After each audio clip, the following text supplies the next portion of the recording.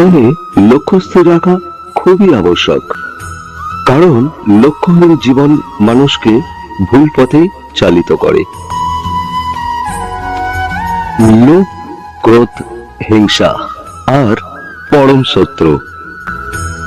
তার উপর নিয়ন্ত্রণ না থাকলে মানুষের মৃত্যু অনিবার্য।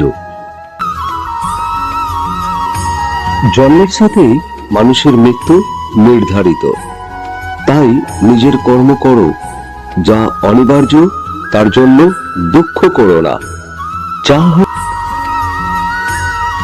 যা হচ্ছে তা ভালোই হচ্ছে, আর যা হবে তা ভালোই হবে। তাই ভবিষ্যতে কি হবে তাই নিয়ে ভেবে চিন্তা করো না। লোভ, ক্রোধ, হিংসা হলো মানুষ